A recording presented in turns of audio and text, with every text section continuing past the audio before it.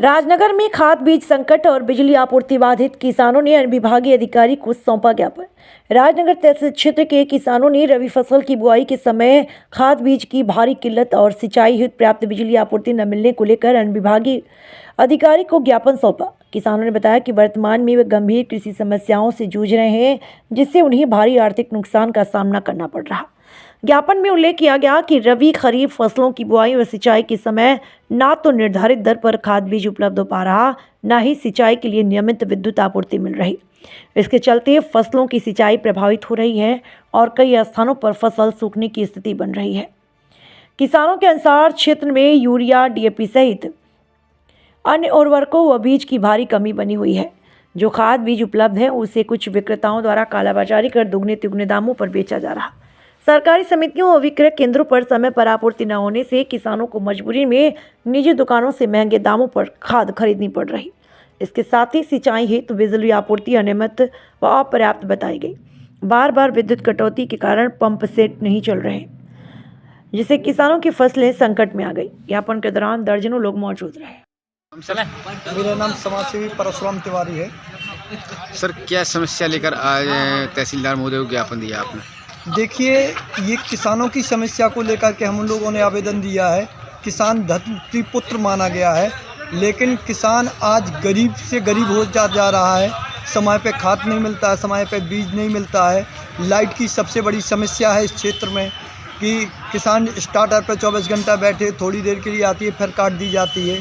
तो इस तरीके से जो किसानों की समस्याओं को लेकर के आज हम लोगों ने माननीय तहसीलदार जी को आवेदन दिया है और कहा है कि यदि यूरिया खाद जो आप ब्लैक में मिल रहा है, अगर इसको बंद नहीं करवाएंगे, सोसाइटियों में अगर यूरिया नहीं मिलेगा, तो इसके बाद हम लोग अगला कदम उठाएंगे और करेंगे एक विशाल आंदोलन।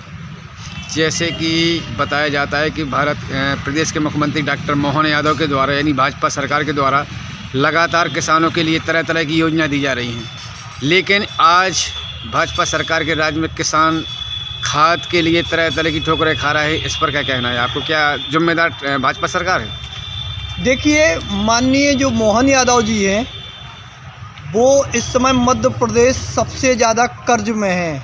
आज जो बच्चा पैदा हो रहा है वो लगभग 60,000 प्रति बच्चे के अनुसार जो है कर्ज में आ रही है। तो वो व्यवस्थाएं पहुंचा रहे हैं कर्ज में लेकर के, जो किसानों के काम की नहीं है, जो किसानों के लिए फ़ायदा देती है। आज तक उनने अभी कोई भी ऐसी योजना नहीं चलाई।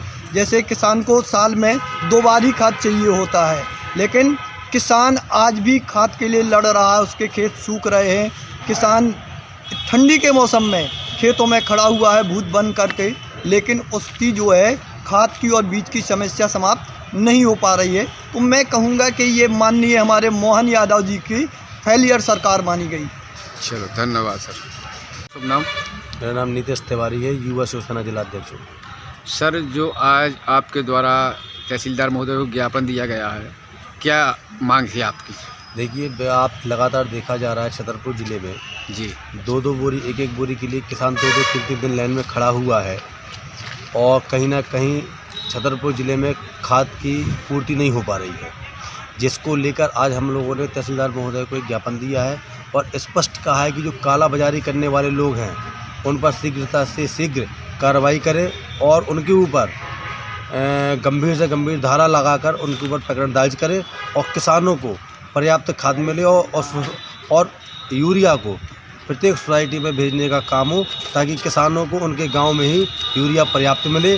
और अगर 7 दिवस के अंदर किसानों की समस्याओं की किल्लत राजनगर विधानसभा में सही नहीं होती है, तो अब पूरे ज़िले की शिवसेना राजनगर में कूच करके आंदोलन को बढ़ा करेगी। अच्छा, धन्यवाद आपको।